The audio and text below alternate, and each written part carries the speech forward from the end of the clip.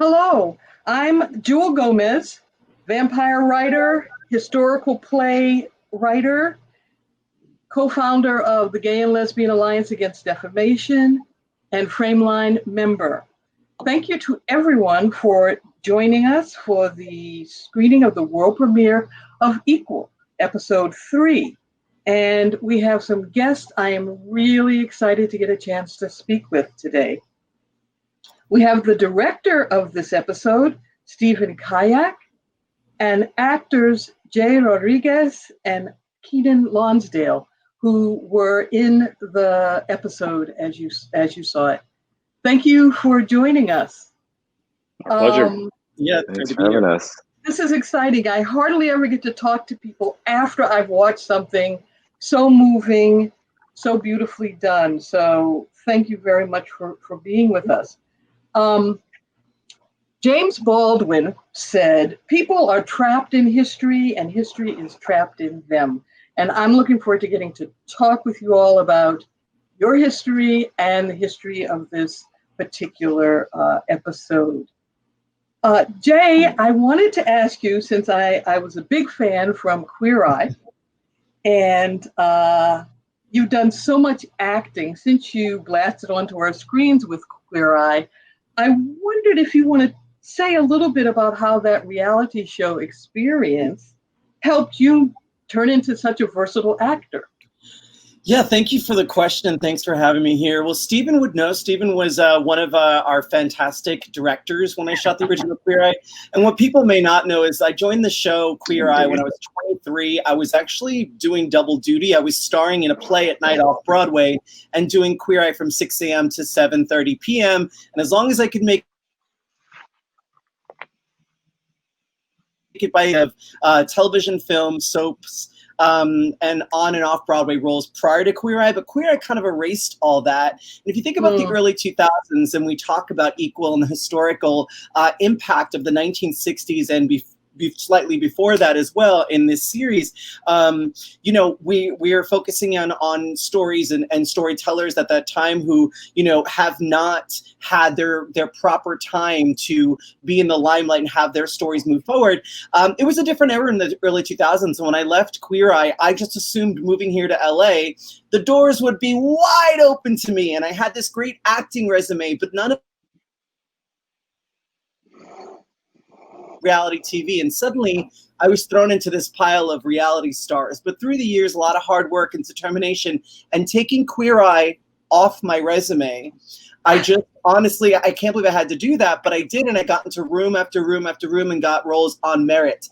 And in many ways, a lot of people wouldn't see me. I was too femme, too brown, too queer. It was a time in Hollywood where inclusivity meant you were an add-on, but never the focal point of the story. And times have shifted. There's a lot of work we still need to do to be really inclusive and tell stories and have storytellers to be able to tell their own stories. But I'm thankful for this journey. And I mean, October 20th will be 23 years since my first day on Broadway. For many things, gave me an opportunity to talk about my passions and philanthropy, working with HIV and AIDS, and so many organizations. That gave me the platform. But certainly, I think more than anything, it was a thrill to be part of the first all-out gay cast in television history. Yes, absolutely. And I would think, you know, starting off in Rent is a really good jumping off point for you. Yeah, 18. It was definitely better than college, I think, for sure. But you know, it's funny, I didn't know any gay people. I didn't know what it was like to be in drag. I certainly had never hooked up with anyone, so I didn't have a point of... The internet was new. You have to understand. It took like 40 minutes to download a picture of a naked man. Me too. It's a lot of work. For me, it was like I had no exposure. I didn't have exposure to what the world was. And so with programs like Equal, now kids will know our history, and that'll be paid forward. And I love that because I didn't really have much access to that growing up. Keiynan, I wonder how growing up outside the U.S. affected your perceptions of gay rights and the gay movement in general. Yeah, you know what? That is tough to say. I would say growing up outside of the States, growing up in Australia, being mixed race, identity was always sort of at the forefront of my mind and my heart, trying to figure out and find my place. I learned a lot about that, obviously, in my challenges and growth through home, but 100% as well, also by living and working in the States as a Black man, figuring out what is it to be an African Australian, when we don't have that reflected in many regards at all. I never got to see African Australians on the TV growing up. So a lot of culture was always defined by what America was doing. So your sense of self often is defined by that. I would say in terms of queer culture, Australia has, in many ways, a beautiful freedom to it, but also a huge restriction and a huge tenseness to it. So I was in the closet until I came out multiple times, as you tend to do it. I was in the closet until I was 21, 22, and my lovely therapist at the time, helped me work through that. And then I had moved to America by starting to work on film projects, and I decided it would be safer to go back in the closet because I just couldn't quite cope with. I was like, I just want to do a good job. I don't know how everyone's going to take me. I've only just learned to accept myself with my friends. I really can't. And almost, I think I just reverted back to safety mechanism of, I'm going to a new place. I'm just going to do what I know, which is be in the closet. But the same things applied. You get to a new school, you get to a new thing, and the first thing they ask you is, do you have a girlfriend? So you sort of you make your decision to. That just gave me anxiety, by the way. I just literally felt that rush that right. we get when people would ask. You're like, oh my God, how do I answer this? Right. Exactly. It was always there. But hey, I think my travels to the US, my travels around the world have taught me a lot about queer culture, and I think getting to live in LA, as much as every place has its trappings, I think it is a beautiful existence for queer culture to explore, and to find your place. And I'm still working on that. I'm still working on identity. I'm still working through and overcoming past thinking patterns and societal norms. But it's projects like this, it's people like Bayard Rustin and learning about champions and being part of champion projects that make it a no-brainer for me to strike each step with confidence, when I'm doubting myself, because I think we're like, yeah, this is who I am and nothing else matters. And then life happens, and then you're like, actually, maybe I'm not that, and maybe I shouldn't be, and maybe I'm actually ashamed again. And then, to be able to, this project, honestly, it reminded me not at all to mess with that shame again. But I have to sort of learn that through each place that I'm in, and each kind of new stage of adulthood that I'm in.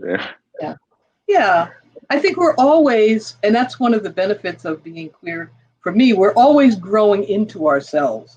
There's always a way we must learn who we are and who we are in relationship to the dominant culture. And I think that's a gift, actually, that a lot of people don't have. Stephen, I did want to ask you, you've done some amazing documentaries, stylish documentaries. And I read that you said after you did this film, We Are X, about a heavy metal band, that you might never do another music documentary again. Fortunately, that wasn't true, because you did give us the really important documentary about Leonard Skinner, the legendary band. And I think all of that was leading you to us today with this piece. Your feelings about music and film kind of all come together in this film. Can you talk a little bit about that? Sure. Well, after X, I did do a couple more music films. I did the butchest I've ever done. I did a Leonard Skinner film, followed by a film about Judy Garland. So Judy was kind of my gateway drug back to the gays, you know. Judy and Sid. This was a perfect opportunity to finally get.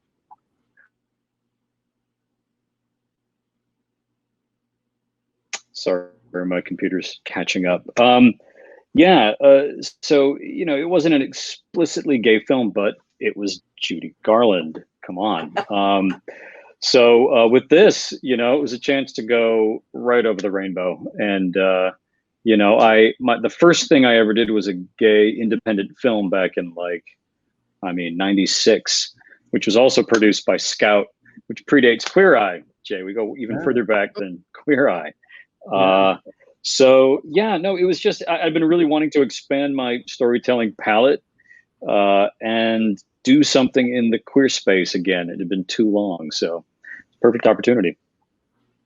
And a really lovely job, I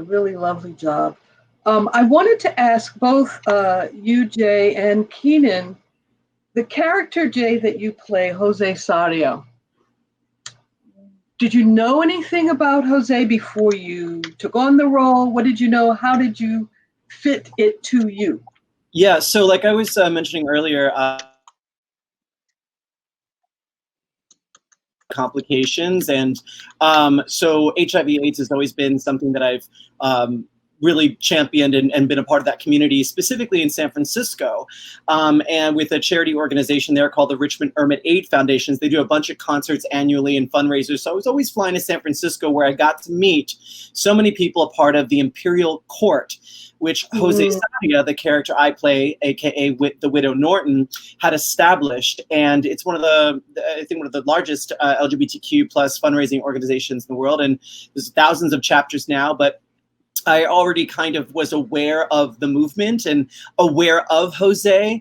I didn't get to meet Jose, but I did get a chance to connect with Jose's successor, Empress Nicole, and had such long chats about Jose. There's also a lot of really great, I really encourage people to go to YouTube. We have a bunch of actual footage of Jose in the piece, so you can kind of see. But I think one of the things that I was most intimidated by was Jose did not leave this world even a long time ago, just a few years back. So people are with us who knew Jose very well, from his mannerisms to the way they carried themselves to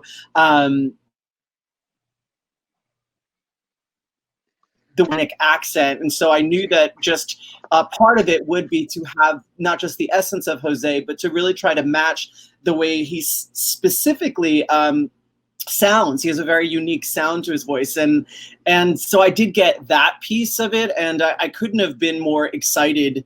I actually didn't audition for the role of Jose. I auditioned, I think we all generically, at the session I went to, we all went in for some of the roles that take place in the New York production. And I knew right away I visually didn't look like who I was auditioning for, but I think they used it as a canvas to kind of gauge, you know, what everyone could do. I had no idea that they were even telling Jose's story really until I got the role. And I was so excited because I can't believe that there was this icon, trailblazer, Latinx, queer superstar, first out gay politician, didn't get elected, but ran for public office and got a bunch of votes and was a cabaret star. I'm like, oh my gosh, the same cloth, you know? So yeah, I did actually get the opportunity to kind of dip myself into Jose's world. And certainly I know everyone in the Imperial Court is very excited to see this project. Do you feel like your experience in music as a performer made you resonate, or made Jose resonate with you a bit more? Yeah, I think so. I mean, you know, Stephen knows that he's known me for years, and, you know, I've always kind of played with gender in my performances, whether that's at a nightclub or at my touring cabaret show. And so I already immediately felt bonded with Jose's the role that the story we tell, and I was thrilled that they actually wanted me to sing live.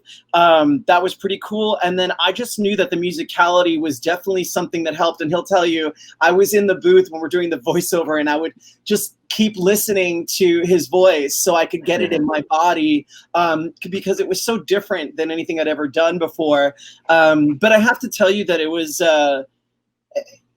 probably one of the most impactful roles I've ever been a part of, because I think I talked to Empress Nicole the entire night before. So I just felt like I felt his presence with me. And she even said, she's like, he's going to be with you tomorrow. And so you go into it with this, and it did feel otherworldly, Stephen. I mean, it was the beginning of the pandemic. I mean, everything shut down like the week after, and we were in this heightened space, but I was just so thankful. I mean, I hadn't worked with Scout Productions since Queer Eye 14 years ago, and I hadn't seen Stephen in years. So it was,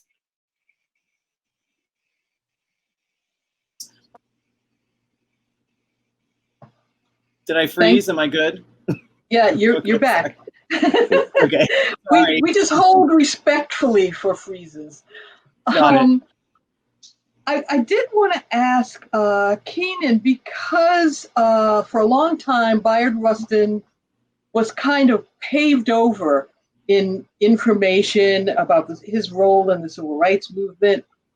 It was often downplayed, sometimes making him invisible. I know I went to the Civil Rights Museum in Memphis, where Dr. King was assassinated, and Bayard Rustin was almost invisible in that museum, which this was, quite a while ago, and it was infuriating.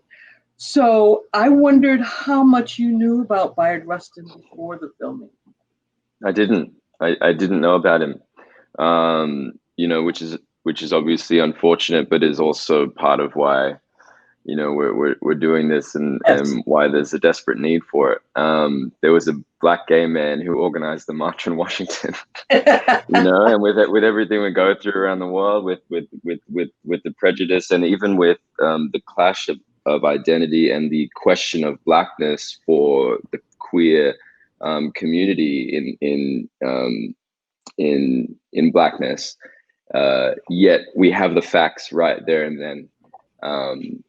We are one people. There was a Black gay man, Bayard Rustin, who united the people, and through the methods of nonviolence and peace, and advised, MLK on those techniques. It's one of the most beautiful stories in the world, and it was paved over. It's crazy, and I feel like it's exciting to be at a time where we can collectively recognize, oh, that was crazy. And there's no denying that, and there's no denying this work. And we see the footage. We can see the footage online. We can see the proof. We can see his work. And so it's an honor to learn about him. And it was also at a time when I needed him myself. Yeah. So he became my hero in that time, and. People come into your life, as you're saying, like they're with you, they come into your life spiritually at the time when you need them. And I think the same is said for a lot of people. I think a lot of people will get to hear and learn and admire Bayard's work at the right time. And this is this is one of the strongest years for it. So Keiynan, to what your point is, when I watched the episode, I don't know if you felt this too, I literally was watching episode 3, and so much of the language and what was being protested about, exactly, we're still having to fight for those things.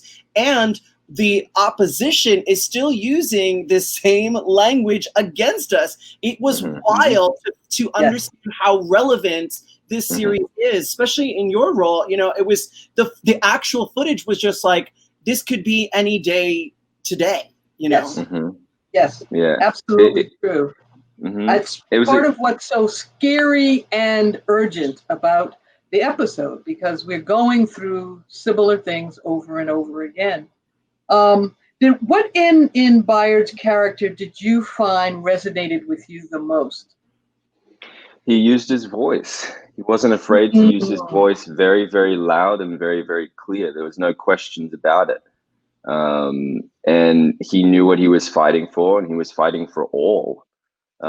Yet at the same time, he was an openly gay man back then. And, it takes strength and courage to do that now. And to speak proudly now, and to be proudly now, and to claim your place. To do it at such a pivotal time, despite the constant pushback, despite the constant dangers, it's just like, I don't know if I've ever heard of a more badass person. Yeah. And he carried a cane that had a sword in it. I thought that was really badass. Yeah, sorry we didn't get you the sword, Keiynan. That would have been great. Yeah. Oh, well. It's in the mail. Next time. It's coming. Yeah, sick. And the other thing, was using his voice, and I think this is really, really significant about him, is he was a singer. He always sang, and he ended meetings often with some kind of song, because he was a folk singer and a gospel singer. So I think he used that to kind of bring people together when he was firing them up to do something really scary. That's wild, because so did Jose. Like, that's crazy, because Jose's thing, he would close the night, and everyone knew that it was time to sing. Wow, that's so, I didn't, wow. That was definitely a good connection. Music. I feel that made them both quite strong as actors. Yeah, he sang spiritual when he was younger. He was part of a vocal group. He was very active in the Harlem music scene. I'll say this about all the stories in the episode. There are really good feature films about all of these characters. You know what I mean? I always say we're shining a light on them at a certain angle. Yeah. But if you want to know more about Bayard Rustin, Brother Outsider, The Life of Bayard Rustin, it's an excellent film. And a recent film about Lorraine Hansberry, Sighted Eyes, Feeling Hearts, just a couple years old, is extraordinary. And I believe a film about Jose just debuted. I don't know if it's playing at Frameline, maybe at Outfest, but there is a film that has just been finished that tells Jose's full story. So we're sort of standing on the shoulders of a lot of great storytellers as well, not just the subjects that have pushed the movement forward, but there's a real history of telling these stories, and we're really just thankful we could slide in there and turn up the volume on some of them.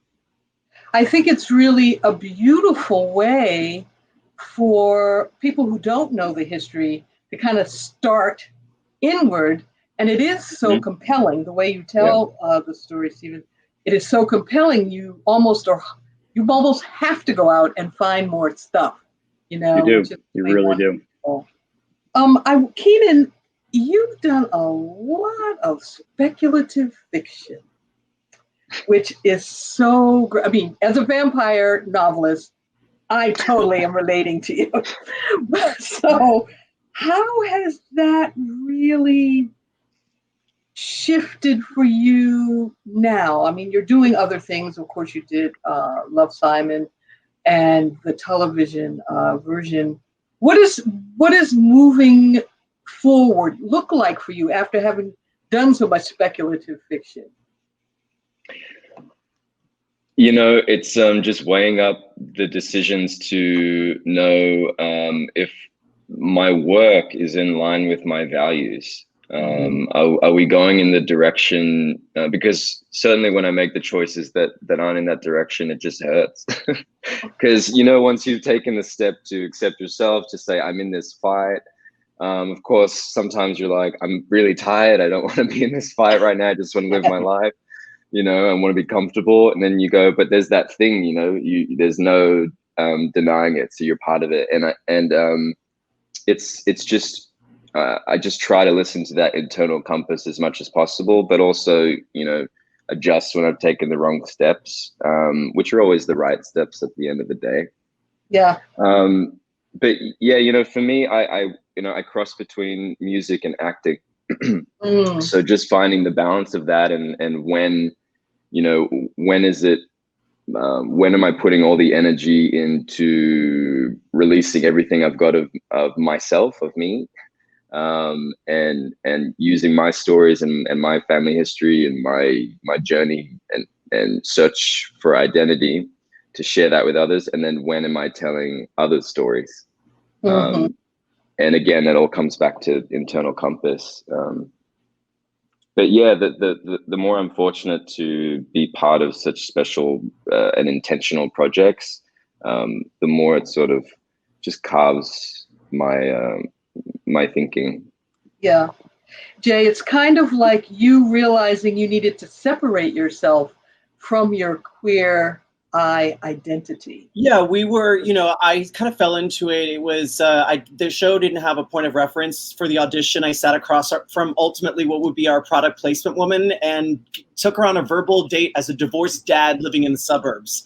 And that was kind of my audition. And then the next day was a chemistry test with two of the guys, but no one told me it was that. So I didn't really know what I was ultimately going to be participating in.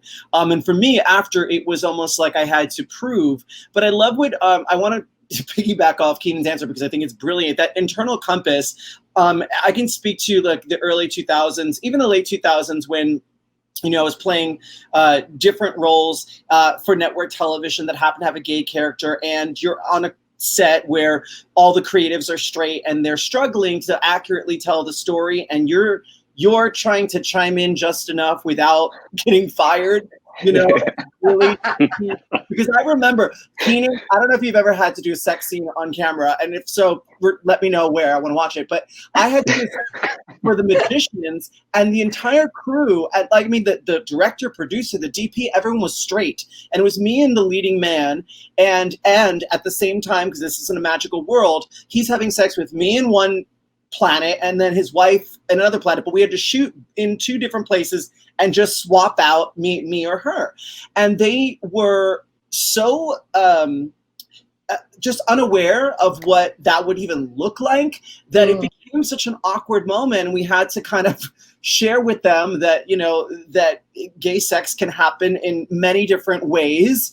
And, they were just trying to tell a story they didn't know how to tell. And so in the course of my career, I'm glad I had some moments where that could open up a conversation, and hopefully they take that information with them, that not just the sex stuff, but just being able to advocate for our community. If you're going to get hired, I think one of the things that bothers me the most, and I'm so thankful for people like Stephen, is, you get into these network meetings and they want to tell queer or Latinx stories. And so I'll get this great meeting. And then they'll say to me, now go find an out queer Latinx showrunner with a bunch of credits. Well, there's like a handful of them, and they're always working. And it's like they want to tell these diverse stories, like, like equal. But then there's always like, well, it needs to be some, and then, it's really tricky to tell these stories and not have people who've actually experienced them be at the forefront. I think that was so beautiful about having, Stephen there with us, is because obviously he knows the queer experience, and just to be able to have a director who trusts your choices in that moment, I think I had a great experience with you, Stephen, and thank you for that. I'll never forget. Well, I had a great experience with you 100%. too. You rocked that dress like it was just unbelievable. You really did. I had to shave. I remember being so miserable. I was like, I don't want to shave. I think we could have a Jose Sarria fashion line coming out soon. Oh, yeah. You know what's so crazy? Yeah. They told me after, Empress Nicole was like, I would have sent you, I have all his stuff. I would have sent it to you. Yeah. So cool, though, that they're so supportive of the project. Wow. Yeah. Let me ask you, we had Stephen, known, we would have gotten that. I mean, because that really would have helped us get more into the authenticity and really dig a little deeper. It should be known the show was developed very fast. We had a very limited amount of time to put this all together. So it's kind of a miracle that it's going to be on the screen when it is. So it looks fantastic, and that's one of the things I wanted to ask you about, Stephen.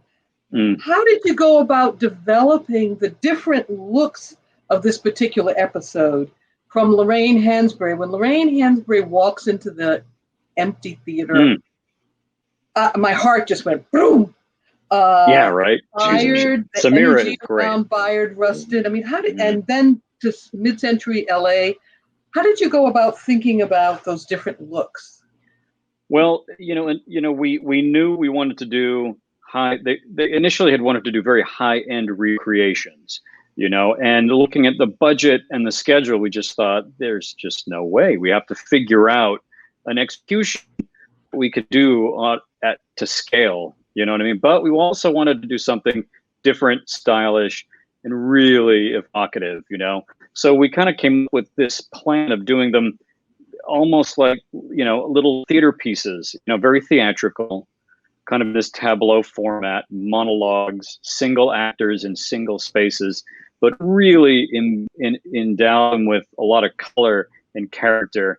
We did a combination of shooting on a back lot. We built some sets. Some things, as you see, were just rear projections with actors interacting with projected archive to create more of a kind of a modern vibe, kind of leaning a bit on the kind of queer iconography of a filmmaker like Derek Jarman, for example. If you're familiar with the later work of Derek Jarman, it was all kind of executed very much like that. That kind of, we wanted it to be grounded also in a historical kind of visual language that connected to queer cinema. So that's kind of threaded in there too. And then, we just kind of riffed and figured, what would be appropriate. I had found this beautiful article called The Double Life of Lorraine Hansberry, written by Elise Harris in '99. It was in Out magazine. And it just read beautiful. And I thought, this could be a little play. Lorraine is a playwright. Let's make it a little play. And so, there was that idea. And amazing, we found this theater. Jose, we had to put Jose on a little stage and recreate that theatrical moment. It was literally a curtain, and it was so rinky-dink, but it's a freestanding curtain. Cool. Yeah. But it looks like David. I felt like I was getting an education watching this episode. I really did. Yeah. That was our little Blue Velvet David Lynch moment. But and then we wanted to give Bayard, we have his political public life and archive. We wanted to give him his sexy time, and do something steamy and erotic and edgy and kind of charged because, he was condemned and arrested and put down for that. Let's celebrate it and make it sexy and a little cheeky. And it was fun. And then, you got to deliver a really badass monologue that kind of takes it home. So it's so good. Yeah, bravo to you guys. That moment in the cab or whatever, that was so good. It was so I was so excited to do it. You're so in control of the moment. It's all happening. It's great. And it's interesting because they are short bits as opposed to trying to sustain a long thing, and they are so powerful. The energy behind each scene that you two do is so powerful. It makes those characters live again, which is, I think, the point of this whole series. And you do it so beautifully. And of course, Samira Wiley made me fall in love with Lorraine Hansberry all over again. So I really, really was excited about that. Let me ask you this. What do you think younger people who don't know our history can take away from this show? Well, I think, like I said, I want it to be, to me, it's a primer. I want them to be so intrigued and excited by these, morsels that we're kind of dropping at their feet. That's why we wanted to do it in a really stylish way that was kind of edgy. The animation is cool. The music goes from, sometimes it's a little classic, sometimes it's a little more modern. We wanted to open the door to them and let them feel that they could step into these stories themselves and see how it really is a mirror of our current moment. Across all the episodes, I did 1, 3, and 4, and we see in each one these real parallels to what we're experiencing now. So hopefully that'll resonate with them. They'll want to dig deeper and know what got them to where they are today. Mm-hmm. Mm-hmm. I think for me, I just want kids to watch this and have someone feel seen. I think that was the beauty about. I think the show was really beautifully cast because there's a little bit of something for everyone. If you know someone from some TV show and they happen to be part of the community and you're seeing them tell a story about someone you may not know of, now it's like, you know, an added bonus for them. But beyond that, it's a story that I think gives them a sense of pride that these are my people. This is where I come from. This has been going on way even before I was aware that there was a struggle. You know, this has been something historically that people have been fighting for, and I am a part of that now. And I love the idea of exciting this next generation to know that we have been here for a long time, we're not going anywhere, and to give them a sense of pride to feel seen, you know? Mm-hmm. Yeah. That the momentum is continuously building in a really beautiful and exciting way. I think, you know, especially the youth of today are so much more, it feels more liberated, you know, and more open and have more access to information. Yet, like you say, to be able to understand the history, to see a show like this being created, executed, and aired, and celebrated, and these historic people being so badass and wonderful, I think it's got to light a continuous fire to let's keep going to the next level and the next level and the next level. I think it's going to excite them. And that was the thing for my own journey with self-acceptance. There was acceptance, there was embracing it, and then there was being like, oh, I don't want to be anything else. Why would I want to, like, queer is, this is it. Queer is it. You know, and it's always been it, you know? Yeah. So. I think one of the things that is so common for us as we come into our own as queer people when we're younger is that fear, we're the only one. We're totally alone. How are we going to get through this? And seeing this particular film, along with many, because, you know, I've been at it for a little bit of a time. But, you know, over time, you get to look at your ancestors and you realize, oh no, I'm not alone. There's a whole history I can carry with me. And I think that's one of the powerful things that this show will do for people who are out and have been out for years, but don't know a lot of history, and younger people who haven't had a chance because they certainly aren't teaching us in a lot of the schools. So exactly. I think you all should be very, very proud, both of the art you created, but also of the history that you're bringing to people. And it was fun too. Good. It was great fun.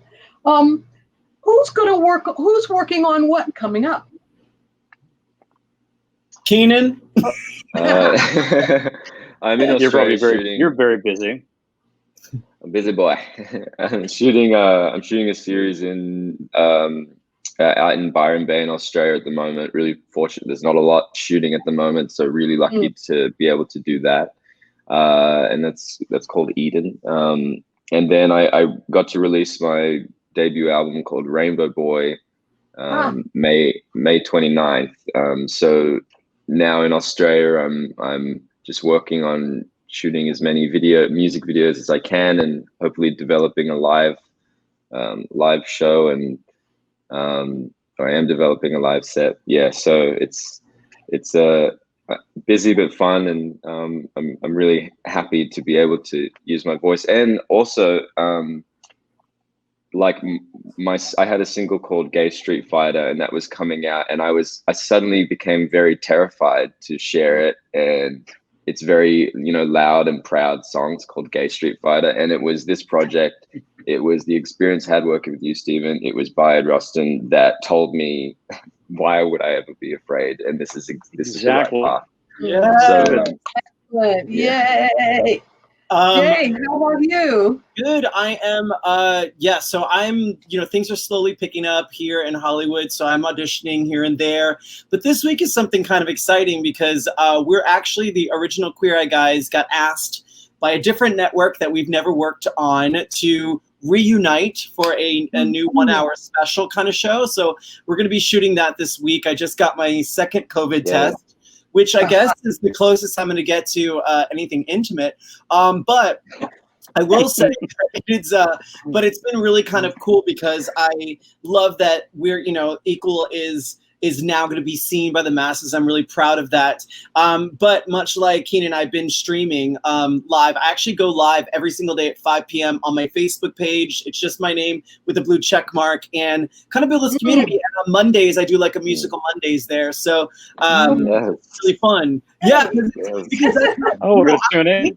I gig, and so I miss it, and I miss that connection. And I've developed this great community since March, and it's lovely. So if anyone's around, come join me on my Facebook page. Yeah, absolutely. And be ready for when musical theater comes back to Broadway. I want you to be ready. Yes, I know. I need to be in one of the Hamiltons somewhere, maybe in Australia, so I can run into Keiynan. Maybe. Yeah. You could both be in it. Yeah. Stephen, do you have a project you're working on? Well, a feature that took almost 10 years to make, unlike this, which took about 10 months, finally scored its U.S. distribution deal, a bunch of new international deals. It's my return to narrative. It's a little 80s musical comedy, kind of based around the music of the band The Smiths, which was my jam growing up, real 80s kind of thing.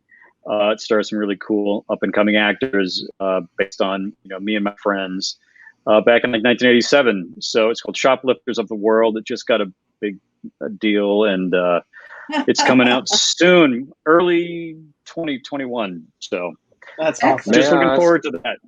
Yeah, what it's like to work on something for 10 years. 10 years, It's horrible. I don't recommend it. I really don't. I really don't. It's one of those, I'm so grateful you did not give up once you had that hair-raising experience, because I look forward to more of your work. And anything about the Smiths, I'm totally with it. So let's go. And vampires too. What are you working on next, Jewelle? I'm working on a sequel to my vampire novel, The Gilded Stories, which has been in print for 27 years. Wow. And a director bought the rights recently, Cheryl Dunye, who directed Watermelon Woman. So we're hoping it'll be a TV series or something. Because doesn't everybody need a Black lesbian escaped slave vampire? Come on. Yes, and by the way, I look great in fangs. I can send you my resume, and there could be a part for you. I'm down. Well, this has really been wonderful, and I really appreciate all of the work that you all put into this project. It means a lot to me, and I know it's going to mean a lot to everyone who sees it. Thank you so much, and I'll look forward to getting to see you all again in other arts events. That's right. Yes, thank you, Jewelle.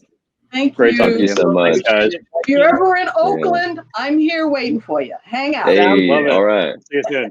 Love it.